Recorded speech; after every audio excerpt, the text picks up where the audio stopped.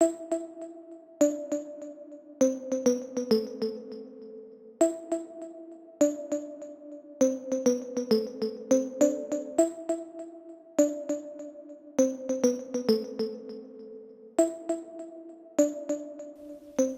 also excited about the possibilities for assessment, not just for my own department, not just for my own college, but for campus use.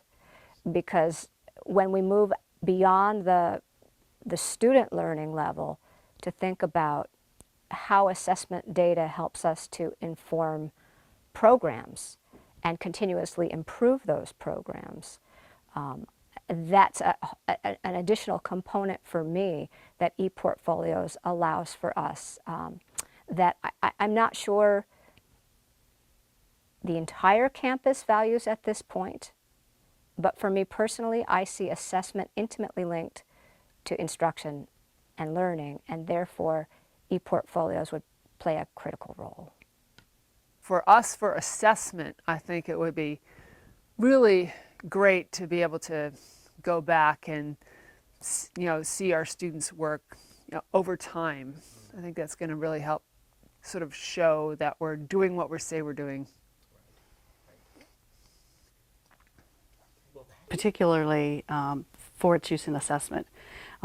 Having been on CAB and having gone through the process of trying to get assignments, signature assignments for student learning outcomes, and the sort of difficulties of contacting the faculty and getting the assignments, and having them feel like we're not assessing them, but we're assessing the program. There's a number of issues, and I saw a lot of potential for that as a tool for assessment. I was very, and remain very enthusiastic and confident that ePortfolios will simplify and deepen, which are two sort of, if you can hit both of those goals with one tool, that's pretty fantastic.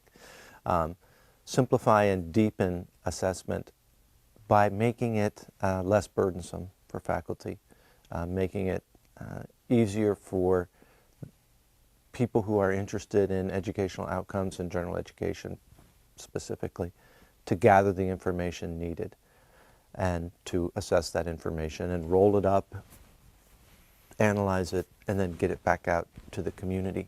I actually think, again, with the dietetics, it'll reduce some of our workloads because we have to do yearly assessment reports.